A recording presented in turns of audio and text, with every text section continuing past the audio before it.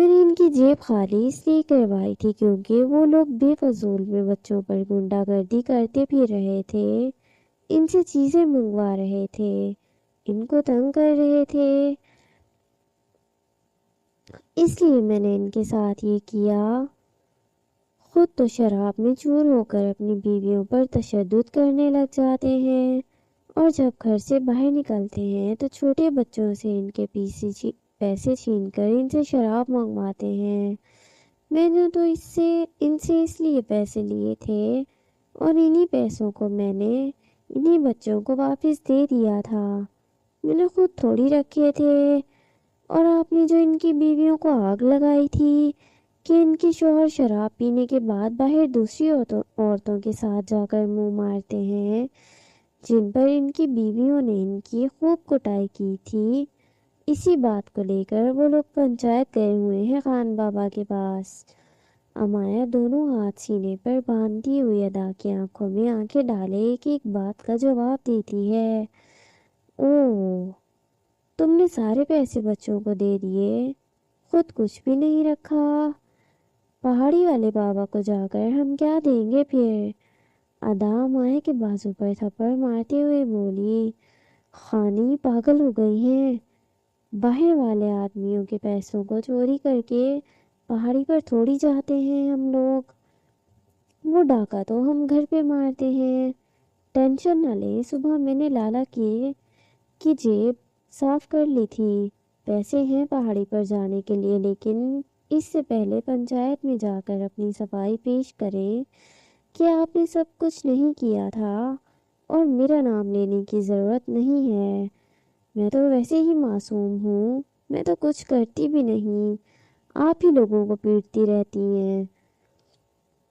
امایا ادا سے نظریں پھیرتی ہوئی اپنے دونوں ہاتھ جھاڑتی سے رخ موڑے صوفے کی طرف اپنے قدم اٹھانے لگتی ہے کہ جان کو اپنی طرف چھوٹی چھوٹی آنکھیں کیے تجسس بھری نظروں سے گھورتے دیکھ امایا کے قدم واپس ادا کی طرف مڑ جاتے ہیں۔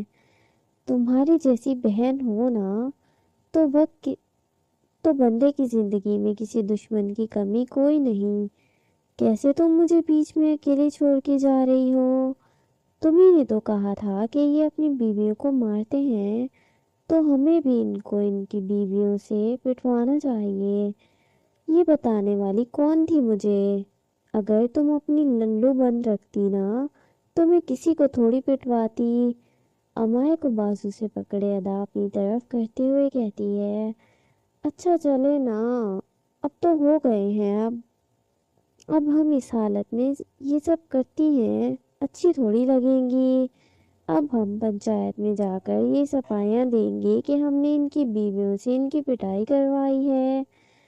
آپ خود ہی خان بابا کو سنبھال لیں، میرا کوئی موڈ نہیں ہے اس وقت کہیں جانے کا، میرا ویسے ہی پارا چل رہا ہے۔ خان بابا کو خانی سنبھال لیں گی، اس بات میں کوئی شک نہیں، لیکن تم نے کون سا چاند چڑھایا ہے، ذرا مجھے بھی بتانا پسند کرو گی، الٹے پیروں والی ناگن؟ جان بلند آواز میں کہتا ہوا ادا اور امایا کی طرف بڑھتا ہے کہ اس کی بات سنتے ہوئے دور کھڑا عرش اور مالا دروازے سے اندر داخل ہوتے ہوئے بانی اور اس کے ساتھ روحان بھی سارے اسی لمحے ادا اور امایا کی طرف متوجہ ہو جاتے ہیں۔ پہلی بات تو ناگن کے پیر نہیں ہوا کرتے اور الٹے تو ہرگز نہیں ہوتے، دوسری بات میں نے کوئی چاند نہیں چڑھایا، اگر مجھے کوئی چاند چڑھانے کا شوق ہوتا تو میرے پاس آپ جیسا ایک بھائی ہے جس پر ابھی ہاتھ کی صفائی دکھا سکتی ہوں۔ میں آپ کے علاوہ کسی پر تشدد نہیں کرتی بھائی، اس بات کی گارنٹی تو آپ بھی لے سکتے ہیں۔ استغفر اللہ، کس قسم کی بہن ہو تم؟ کتنی ڈھٹائی سے کہہ رہی ہو کہ تم مجھ پر تشدد کر سکتی ہو؟ شادی شدہ آدمی ہوں میں، ایک بیٹے کا باپ بھی، اپنے ہاتھ کی صفائی نہ تو دور رکھو، ٹچ نہ کرنا تم مجھے۔ اور تم خود اس حالت میں کیا کرتی پھر رہی ہو، ذرا بتانا پسند کرو گی؟ اور آپ بھی خانی، کیا کیا ہے دونوں نے؟ بندہ اپنی عمر کا نہ صحیح اپنی حالت کا ہی سوچ لے۔ دونوں ماں بننے والی ہو لیکن حرکتیں چیک کرو، ابھی تک بچوں والی ہے۔ بڑی ہو جاؤ دونوں کی دونوں۔ زیان مایا اور ادا دونوں کو بڑی بڑی آنکھیں کیے دیکھتے ہوئے کہتا ہے کہ اس کی بات پر مایا اور ادا دونوں پہلے ایک دوسرے کی جانب دیکھتی ہیں، پھر اپنے اپنے پیٹ پر اپنے ہاتھ رکھے اپنے پیٹ کو چھپانے لگتی ہیں۔ ماں بننا یہ تھوڑی کہتا ہے کہ اپنی حرکتیں بدل لو۔ ادا اپنا گلا کھنکارتے ہوئے کہتی ہے، جی پر یہ حرکتیں یہ بھی نہیں کہتی ہیں کہ آپ جا کر دوسری بیویوں سے ان کے شوہروں کو پٹواتی پھریں۔ ساری باتیں سن لی ہیں میں نے دونوں کی۔ میں خود خان بابا کو شکایت لگاؤں گا کہ آپ دونوں کو حویلی سے باہر قدم نہ رکھنے دیں، اور تمہارے شوہر سے بھی کہوں گا کہ جلدی سے جلدی واپس آ جائے۔ تمہاری بیوی یہاں پر گنڈا گردی کرتی پھر رہی ہے۔ خان بابا نے تم دونوں کو عورتوں کے مسائل کو حل کروانے کے لیے اس گاؤں میں ایک عہدہ دیا ہے، لیکن تم دونوں کیا کرتی پھر رہی ہو؟ یہ جو حرکتیں ہیں نا دونوں بہنوں کی، ان کو سدھار لو، ورنہ خان بابا سے کہہ کر دونوں کو حویلی میں بند کروا دوں گا، تاکہ یہ جو ہماری آنے والی نئی نسلیں ہیں نا، آپ دونوں نے ان کا بھی بیڑا غرق کر دینا ہے۔ لیکن لالا، میں نے تو سچ میں کچھ نہیں کیا، میں تو کچھ کرتی بھی نہیں۔ زیان ڈانٹ رہا ہوتا ہے کہ امایا بے حد معصوم سی شکل بنائے معصومانہ انداز میں اپنا سر جھکاتے ہوئے کہتی ہے۔ امایا کی بات پر زیان مزید کچھ کہتا اس سے پہلے ہی ڈاکٹر کمرے میں داخل ہو جاتا ہے، جس کو دیکھ سب خاموشی سے اس کی جانب دیکھنے لگتے ہیں۔ جو اپنے چہرے پر بڑی سی مسکراہٹ سجائے مالا کو دیکھ اس کی جانب بڑھ رہا تھا، سب کو سلام کرتے ہوئے۔ ڈاکٹر کو دیکھ سب خاموشی سے ان کے سلام کا جواب دیتے ان کی طرف متوجہ ہو جاتے ہیں۔ سب تجسس سے مالا کی جانب دیکھنے لگتے ہیں۔ ٹھیک ہے، ڈاکٹر ان کے سامنے عارش کی جگہ پر آ کھڑا ہوا تھا۔ مالا کی آنکھوں کی پٹی کھولنے کے لیے سب تجسس بھری نظروں سے مالا کو دیکھ رہے ہوتے ہیں، اور اس کی پٹی کو کھلتا دیکھ جتنا ڈر مالا کو لگ رہا تھا، اس سے کئی گنا زیادہ ڈر عارش کو لگ رہا تھا۔ اس کا دل تیزی سے دھڑک رہا تھا۔ کیا ہوگا، یہی سوچتے ہوئے مالا اپنے دونوں ہاتھوں کو آپس میں مسلتے اپنی سانسیں روکے ہوئے بیٹھی تھی کہ اتنے میں بانی کا ہاتھ چھوڑے روحان مالا کی طرف بڑھتا ہے اور اس کا ہاتھ اپنے ننھے ہاتھوں سے جا کر پکڑتا ہے۔ روحان کا ہاتھ محسوس کرتی مالا کے لبوں پر اسی لمحے مسکراہٹ چھا جاتی ہے، جسے دیکھ عارش بھی ہلکا سا مسکرا دیتا ہے۔ ڈاکٹر دھیرے دھیرے کر مالا کی آنکھوں کی پٹی کھولنے لگتا ہے۔ آخری کی تہ اس کی آنکھوں پر پٹی کی رہ گئی تھی کہ اتنے میں مالا روحان کا ہاتھ تھوڑا اور مضبوطی سے اپنے ہاتھ میں پکڑ لیتی ہے۔ جیسے ہی پٹی مکمل طور پر کھلتی ہے، مالا اسی طرح ساکت بنے بیٹھی رہتی ہے، پر اپنی آنکھیں نہیں کھولتی۔ آپ اپنی آنکھیں کھولیں، ڈاکٹر کہتا ہے، اور عارش دھڑکتے دل سے مالا کی طرف ہلکی سی گردن موڑے دیکھتا ہے، لیکن مالا نہ کوئی جواب دیتی ہے نہ ہی اپنی آنکھیں کھولتی ہے۔ عارش، جی، مالا پکارتی ہے کہ عارش کے منہ سے فوراً جواب نکلتا ہے، سامنے آ جائیں۔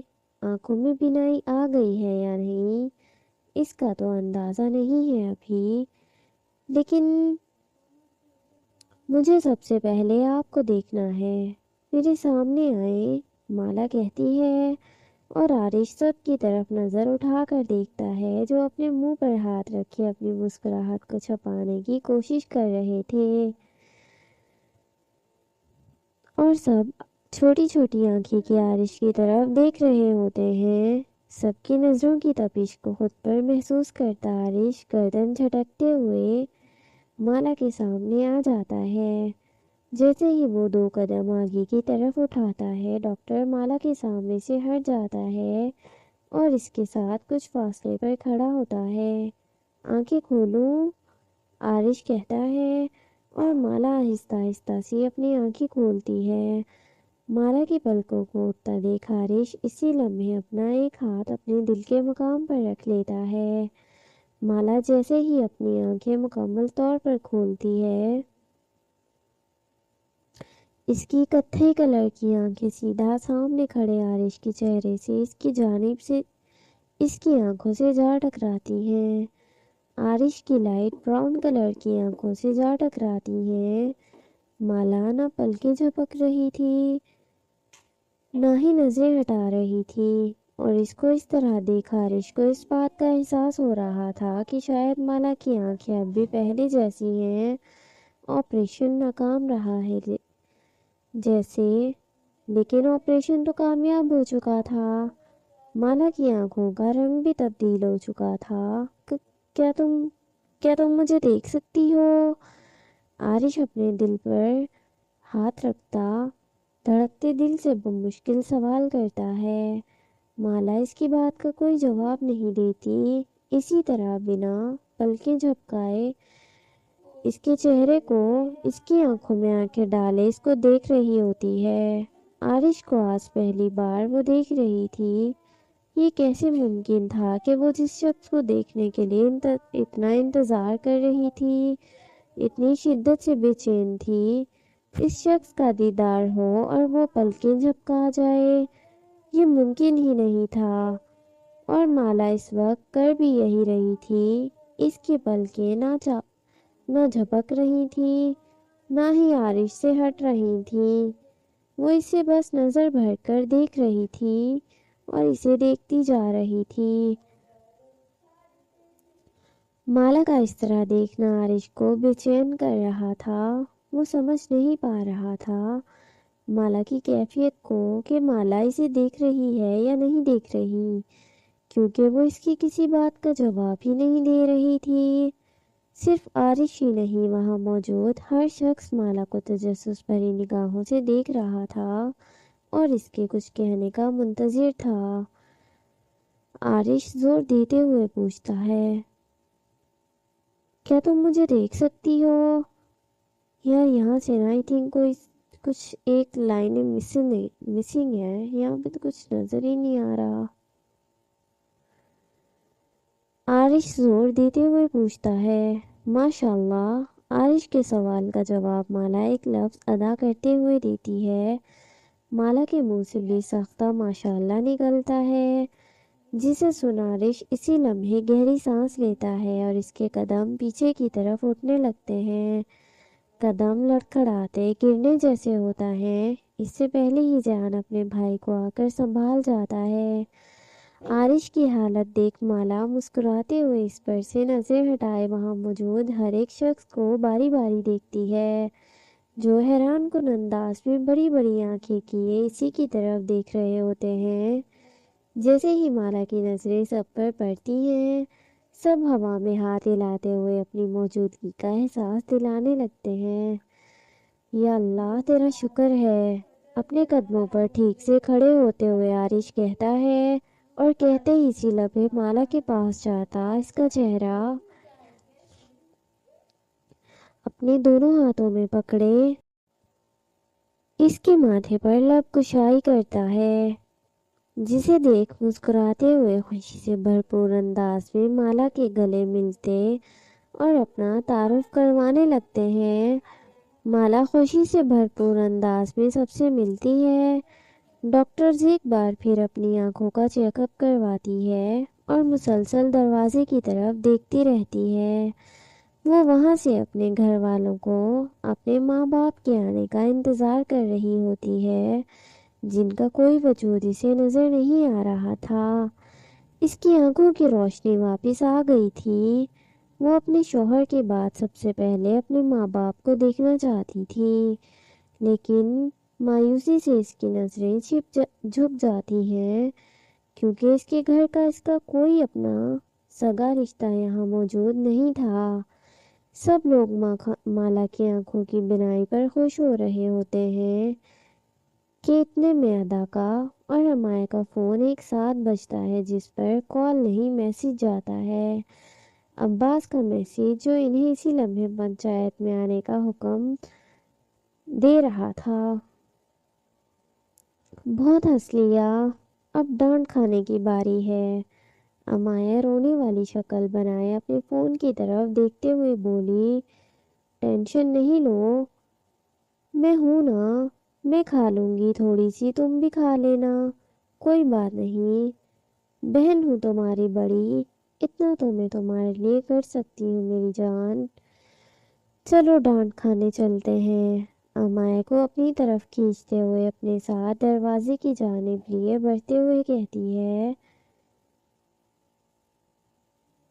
کہ رک کر پلٹ کر سب کی طرف دیکھتی ہے، ہم لوگ پنچایت جا رہے ہیں، اگر ہماری ضرورت ہو، کوئی کام ہو تو ہمیں یاد کر لینا، ہمیں تو نہیں ہے۔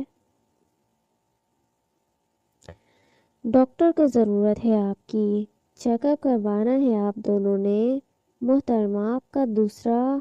بانی امایہ کی طرف اشارہ کرتے ہوئے بولی اور پھر اسی لمحے فوراً سے ادا کی طرف اپنا ہاتھ اٹھاتی ہے، اور آپ کا تیسرا منتھ شروع ہو چکا ہے، بیبی کو بھی آرام کی ضرورت ہے، ان کی مائیں تو کر نہیں رہی، تو چیک کرنا پڑے گا نا کہ بچے کر رہے ہیں یا نہیں کر رہے۔ بانی کو پریگننسی کے بارے میں تجربہ تھا، اس لیے ادا اور امایہ کی پریگننسی میں وہ خود ان دونوں کا خیال رکھ رہی تھی، ان کے ڈاکٹر کے پاس جانے کا، ان کے کھانے کا، ہر چیز کا خیال وہ خود کر رہی تھی، جبکہ وہ اسلام آباد میں زیان کے ساتھ تھی، لیکن پھر بھی وہاں سے روزانہ ان دونوں کو فون کرتی اور ان کی دوائی کے بارے میں پوچھتی، اور ان کے جب جب چیک اپ کی باری ہوتی تب بھی ان کو وہی یاد دلاتی تھی، ہم تیسری بندی کو بھی لے آئے نا، تینوں ایک ساتھ چیک کروا لیں گی، علیزے کا بھی چیک اپ ہونا ہے نا، اس کے تو 3.5 مہینے ہونے والے ہیں۔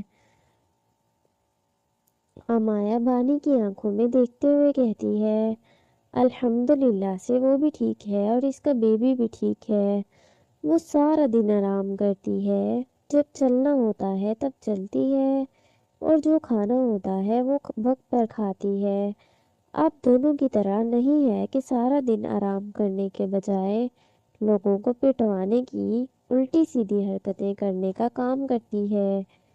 بانی بھی تھوڑے فاصلے پر غصیلے انداز میں بولی، دیکھو لڑکی، میں ساس ہوں تمہاری، ساس سے اس طرح کے گستاخیاں نہیں کرتے، اور ویسے بھی علیزے کا خیال اس کا شوہر رکھتا ہے، وہ اس کے ساتھ سارا دن ہوتا ہے، کام کرتا ہے، لیکن اس کا خیال بھی خود رکھتا ہے، اور ہمارے شوہروں کا کیا، ایک کا تو ہے نہیں یہاں، اور دوسری کا ہے، وہ بھی سارا دن پنچایت میں گزارتا ہے، تو ہمارا خیال کون رکھے گا، بیبی صرف ہمارا تھوڑی ہے، ان کا بھی ہے، آئے بڑے جب دیکھو ہمیں سناتے رہتے ہیں، یہ سارے چلو، ہم چلیں گے باہر، روک کر دکھائے کوئی ٹانگیں توڑ دوں گی۔ ادا غصے میں کہتی ہوئے امایہ کو اپنے ساتھ لے جاتی ہے، اور سارے کے سارے اس کی بات پر خاموشی سے سنتے ہوئے حیران کن انداز میں انہیں دیکھتے رہتے ہیں۔ جیسے ہی وہ دونوں کمرے سے باہر نکلتی ہیں، سب کا بلند آواز میں قہقہا لگتا ہے۔ امایہ اور ادایا کے جانے کے بعد زیان بھی بانی اور روحان کو اپنے ساتھ لیے روم سے باہر چلا جاتا ہے اور واپس حویلی جانے کے لیے بڑھ جاتا ہے۔ وہ لوگ گارش اور مالا کو کچھ دیر کے لیے اکیلے چھوڑ دیتے ہیں۔ مجھے اندازہ نہیں تھا کہ آپ اتنے ہینڈسم ہیں۔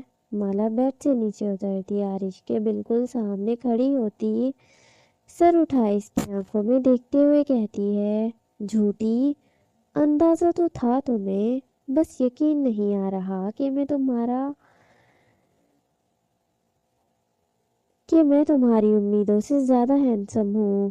आरिश भी मुस्कुराते हुए कहता। माला का चेहरा एक बार फिर अपने दोनों हाथों में प्याले नुमा अंदाज में पकड़ता। इसके चेहरे की एक एक नक्कुश को बगौर देखते अपना लम्स इसके चेहरे पर छोड़ते जाता है, जिसे महसूस करती माला मुस्कुराती आंखें बंद कर जाती है। आरिश जैसे ही माला के लबों की तरफ बढ़ने लगता है, वो इसके लबों पर नजरें जमाता है, पर रुक जाता है। आरिश के लब अपने लब पर ना महसूस करती हुई माला इसी लम्हे अपनी आंखें खोलती, इसकी आंखों में आंखें डाले सवालिया नजरों से देखने लगती है। किस करने लगे थे? करे ना? माला बड़ी बड़ी आंखें किए कहती है। करने लगा था पर नहीं करूँगा। आरिश माला से दूर होते हुए बोला। वजह? माला हैरान कुन अंदाज में पूछती है। हर बार मैं ही पहल करता हूँ, कभी तुम भी कर लिया करो। तुम्हारा ज़ाती शौहर हूँ, किराए पर नहीं खरीदा हुआ तुमने मुझे, और ना ही तुमने मुझे ये काम करने के लिए पैसे दिए हैं। कभी तुम भी आगे बढ़ जाया करो। और अब जब तुम मुझे देख सकती हो कि मैं इतना हैंडसम हूँ, इतना प्यारा चेहरा है मेरा, इतने खूबसूरत आंखें हैं, होंठ हैं, तो आरिश अपनी बात मुकम्मल करता। इससे पहले ही माला अपने पैरों की उंगलियों के बल खड़ी होती, आरिश का चेहरा अपने हाथों में पकड़े इसके गालों को दबाते इसके लबों पर झुक जाती है। माला के लबों में कैद आरिश के लबों पर इसी लम्हे मुस्कुराहट छा जाती है, जिसे जल्दी से वो अपने लबों से गायब करता माला के होठों पर शिद्दत से झुक जाता है।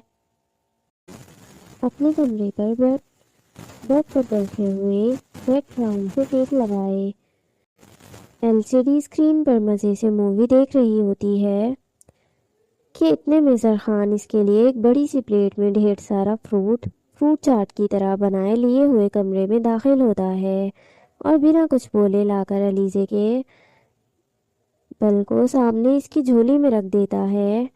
मुझे नहीं खाना ये, कितनी बार बोलूं? अभी अभी खाना खाया है, अभी फिर आप मेरे लिए इतना सारा फ्रूट लेकर आ गए। मैं इंसान हूँ, डंगर नहीं हूँ जो सारा दिन खाती रहूँ। मैं तुम्हारे लिए लाया भी नहीं हूँ, अपने बेबी के लिए लाया हूँ। खाओ चुप करके, ताकि मेरा बेबी भी खाए। अलीज़े के हाथ से रिमोट लिए एलईडी का चैनल चेंज करते हुए ज़रखान बोला। बेबी को खाना भी मेरे से ही मिल जाएगा। जब मैं ही ओवर खाऊंगी तो इससे सांस लेने की जगह कैसे मिलेगी? और मुझे नहीं खाना ये। अभी मैंने नाश्ता किया था, फिर मैंने जूस पिया था, और अभी आप मेरे सामने इतनी बड़ी ये फ्रूट की प्लेट लेकर आ गए।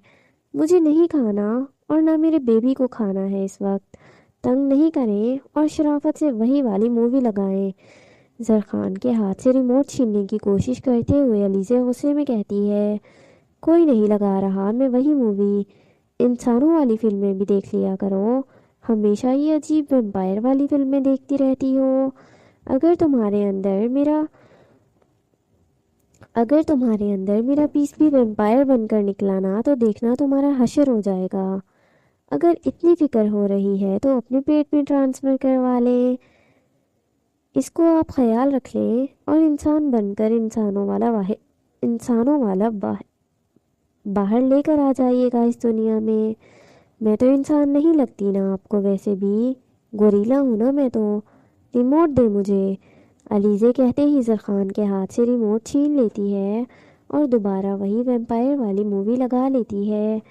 अच्छा चलो फ्रूट खा लो, काफ़ी देर हो गई है, तुमने नहीं खाया, जल्दी से खा लो। मैंने नहीं खाना, मैंने अभी तो कहा है कि मैंने पेट भरकर खाना खाया था, फिर मैंने जूस भी पिया था, अब मैंने ये नहीं खाना। प्लीज़। अलीज़े अपने गुस्से को ज़ब्त करने की कोशिश करते हुए कहती है। अलीज़े भी अपनी बात मुकम्मल करती ही है कि इतने में ज़रखान की इसके लिए ज़रखान की अम्मी इसके लिए एक और प्लेट में रखी एक कटोरी के अंदर हलवा ले आती है, जिस प्रेगनेंसी में खाया जाता है। अलीज़े की नज़र जैसी प्लेट के ऊपर प्लेट में पड़ी बड़ी सी कटोरी को करती है। वो फौरन से गुस्से में भेजी हुई रहमान को देखने लगती है, जो अलीज़े की भीड़ में मुस्कुराते हुए जब सुकून का होकर लेकिन बहुत मुझे रहमान को जो मना कर सकती थी, लेकिन अपनी सास को कैसे मना करती। यही बात रहमान को कुछ देने के लिए उस वक्त काफ़ी थी। और यही देखा जिसकी सासू का लगा हुआ खाना बहुत चलता है। दोनों तक समझ गई थी नहीं मुझे थोड़ी नहीं लगती यही वापस कर देता। इस बात को एक महीने का कहा था, एक महीने में एक मौत आएगा, लेकिन इससे कई 3 महीने गुजर चुके थे। प्रेगनेंसी की न्यूज़ बीच में फोन कर खुली थी, वो भी अमाया से नहीं अब्बास से। अमाया ने पिछले 2 दिनों से आयान से बात भी नहीं की थी, इसका फ़ोन नहीं उठा रही थी, क्योंकि अब इसका इंतज़ार और सब्र दोनों का पैमाना लबरेज हो चुका था। अदा और अमाया अपनी गाड़ी पंचायत के दरवाजे के सामने पार्क करती दोनों पंचायत के अंदर दाखिल हो रही थी, जहाँ इस वक्त अनगिनत लोग बैठे हुए थे। एक तरफ मर्द थे और दूसरी तरफ औरतें थी। इतने सारे लोगों को बैठा देख अदा और अमाया एक दूसरे के चेहरे की जानिब देखने लगती है और खामोशी से गहरी सांस लेती आगे की तरफ की सांस भी बहुत बड़ी होती है। अदा और अमाया को देख सारी औरतें बुलंद आवाज से सलाम करती हैं। नजर झुका जाते हैं, वो खामोशी अपने लबों पर तारीफ की अपना सर झुकाए बैठ जाते हैं। अदा की नज़र किसी भी मर्द पर पड़ने से पहले अब्बास से करती है, जो सफ़ेद रंग के कॉटन के सूट में मजबूत अपनी कुर्सी पर शहनशाही अंदाज में बैठा हुआ था।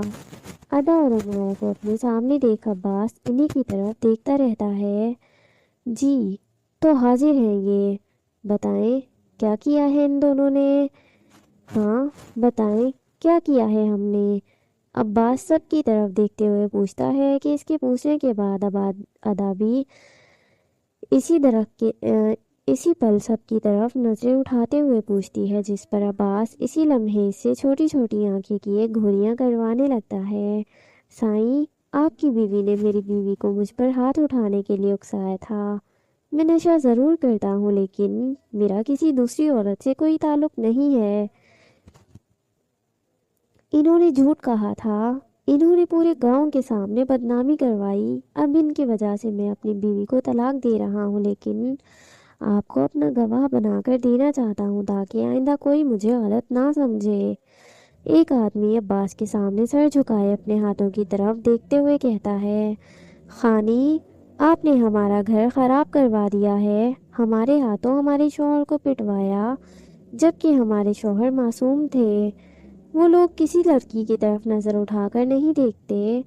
आपने कहा था ये लड़कियों को देखते हैं, इनके साथ इनके ताल्लुकात हैं, लेकिन ऐसा कुछ नहीं है।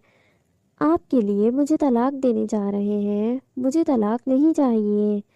एक औरत औरतों के हजूम से ज़मीन से उठते हुए अदा की तरफ देखते हुए रोने वाले अंदाज में कहती है, जिसे देख अदा इसी लम्हे गर्दन मोड़े अमाया की तरफ देखती है, जो इसी औरत को देख अपनी हंसी को छुपाने की कोशिश कर रही थी। अगर तलाक नहीं चाहिए थी और ये इतने ही मासूम लगते थे तो पहले हाथ ना उठाती, पहले ही समझ जाती कि आपके शौहर अच्छे हैं, मासूम हैं। कोई भी औरत इनको वर्गला सकती है, लेकिन ये तो शराब पी के भी मासूम रहता है। अदा इस आदमी की तरफ देखते हुए तंजिया अंदाज में बोली, पर खानी ऐसा कुछ नहीं है, हमने पता किया है। वो औरत भी बोली कि इनका ये सब कोई ताल्लुक नहीं है, ये लोग तो कभी बात भी नहीं करते आपस में। आपने कहा तो मैंने इनको मारा, और अब देखें ये इसी बात को लेकर मुझे तलाक देने की बात कर रहे हैं। मेरी जान, अगर तुम्हें तुम्हारा शौहर इतना ही सही लगता है तो तुमने पहले हाथ नहीं उठाना था। अगर हाथ उठा लिया है तो पीछे नहीं हटना है। इस जैसे मर्द के साथ रहना क्या सही है, जो तुम पर हर रात तशद्दुद करता है। शराब के नशे में एक रात इस पर तशद्दुद क्या हो गया कि इसने पूरी पंचायत ही इकट्ठी कर ली। तलाक के डर से تم کیا پوری زندگی ایک ایسے شخص کے ساتھ گزارنا چاہتی ہو جو ہر رات نشہ کرتا ہے، تم پر تشدد کرتا ہے اور دوسری لڑکیوں کے ساتھ چکر چلاتا ہے؟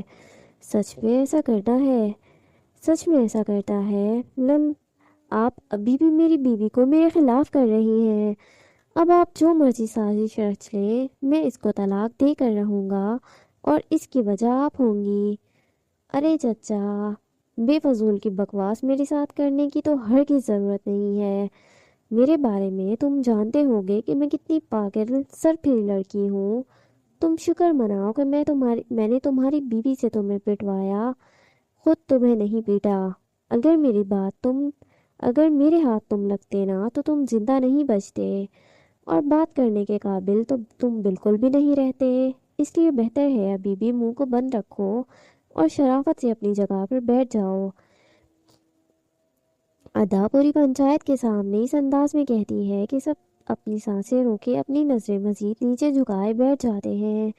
کسی کی بھی مزید کوئی آواز نہیں نکل رہی تھی، جبکہ ان کے سامنے کرسی پر بیٹھے شخص عباس خان کے چہرے پر ایک بڑی سی مسکراہٹ آ گئی تھی ادا کی بات کو سنتے ہی۔ اب تم میری بات سنو باجی، میں نے اسے پٹوایا ہے کیونکہ میں نے اسے خود نہیں پیٹنا تھا۔ اس جیسے گھٹیا لوگوں کو ہاتھ لگانے کی عادی نہیں ہوں میں۔ رہی بات اس کی کہ بے گناہی کسی لڑکے کی طرف نہیں دیکھتا، تو میرے پاس ثبوت بھی ہے کہ یہ دیکھتا ہے، اور دیکھنے کے ساتھ کیا کیا کرتا ہے وہ بھی مجھے پتا ہے۔ اس لیے مجھ پر الزام لگانے کی ضرورت نہیں ہے کہ میری وجہ سے تمہیں طلاق دینے لگا ہے، ٹھیک ہے؟ اور دوسری بات، اگر تمہیں اپنے شوہر پر شک نہ ہوتا تو کبھی بھی اس پر ہاتھ نہ اٹھاتی۔ تم نے ہاتھ اٹھایا ہے کیونکہ تمہیں بھی پتا ہے کہ یہ ایسا ہے۔ اب صرف ایک طلاق کے ڈر سے تم سارا الزام میرے سر نہ لگاؤ، ورنہ میں تمہارا حشر کرنے میں بھی وقت نہیں لگاؤں گی۔ ادا غصے میں کہتی ہوئی اس عورت کے بالکل سامنے آتی ہے، اس کے چہرے پر اپنی سرد نظریں جمائے کہتی ہے۔ ادا کو وہاں سب سنبھالتا دیکھ امایا گہری سانس لیتے ہوئے اسی لمحے پنچایت سے باہر نکل جاتی ہے اور پیدل سڑک پر چلتی ہوئی وہ پہاڑی کا راستہ طے کرنے لگتی ہے۔ آریان کے بارے میں سوچتی وہ پہاڑی پر جانے والے راستے پر چل رہی ہوتی ہے کہ بیچ میں تھکاوٹ سے چور ہوتی وہ کچھ لمحوں کے لیے سڑک پر بیٹھ جاتی ہے۔ پریگنینسی کے شروع کے دن چل رہے تھے، اسے زیادہ چلنا نہیں تھا، لیکن پھر بھی وہ سارا دن ادھر ادھر پھرتی رہتی تھی، اور اب بھی اسے اسی وجہ سے تھکاوٹ ہو رہی تھی۔ سڑک پر ہی کچھ دیر کے لیے وہ بیٹھتی ہے، پر سڑک گرم ہوتی ہے، اس لیے نظریں دوڑاتی ہوئی وہ اپنے اطراف میں کوئی جگہ تلاش کرتی ہے جہاں کچھ لمحوں کے لیے بیٹھ سکے۔ اپنی نظریں اطراف میں دوڑا ہی رہی تھی کہ اس کی آنکھوں کے سامنے ایک چھوٹی سی رہائش گاہ نظر آتی ہے جو زیادہ تر مرد حضرات کے لیے تھی۔ بنائی تو وہ لوگوں کی آرام کے لیے گئی تھی، لیکن وہاں پر زیادہ تر مرد لوگ ہی ہوتے تھے جو آرام کرتے تھے، وہ جو گھومنے کے لیے آتے تھے یا جو کام وغیرہ کرتے تھے۔ جب تھک جاتے تھے تو کچھ لمحوں کے لیے آرام کر کے پانی وغیرہ پینے کے لیے وہیں آتے تھے۔ امائے کو جیسے ہی وہ جگہ نظر آتی ہے، اسی لمحے وہ سڑک سے اٹھتی وہاں جانے کے لیے بڑھتی ہے۔ تھوڑا سا فاصلہ طے کرتی وہ اس رہائش گاہ پر پہنچی تھی۔ اپنی نظریں دوڑاتے ہوئے وہ کسی عورت کو یا کسی لڑکی کو یا پھر کسی بچے کا وجود ہی وہاں دیکھنے کی کوشش کرتی ہے۔